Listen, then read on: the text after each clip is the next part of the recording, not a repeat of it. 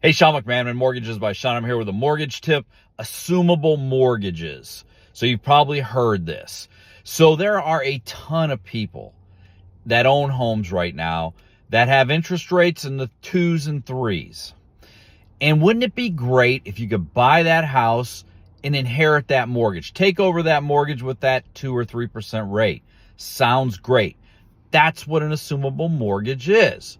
Now, there are only two types of assumable mortgages, FHA and VA.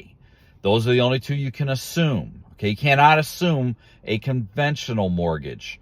And when you assume the mortgage, the word assume, meaning you're taking it over, the mortgage now goes into your name and you get that low interest rate. And I've seen a lot of posts out there about that.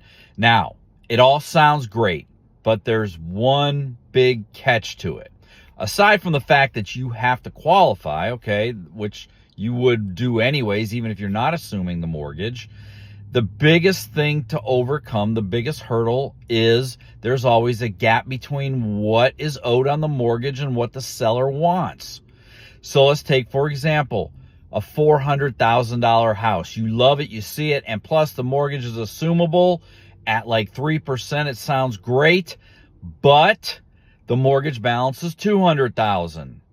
Well, that means there's a $200,000 shortfall. Okay, you're buying a house for $400,000, you're taking over the mortgage for $200,000, so you got to come up with $200,000. As the buyer, you have to come up with that difference. That's where assumables fall apart.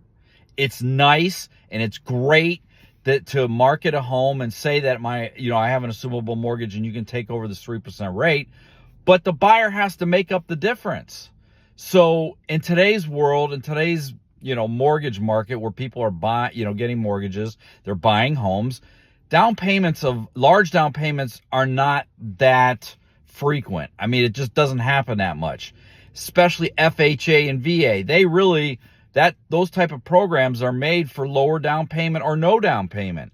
So it makes it very difficult. So just be careful. If you're out there looking and you see an assumable mortgage or you're looking for homes with assumables, just understand you have to make up the difference between the balance of the mortgage and what the seller wants for a sales price. And you got to qualify too. And the seller has to be willing to do the assumable. So hopefully that helps. If you have any questions on it, feel free to reach out to me. Have a great day. Thank you very much.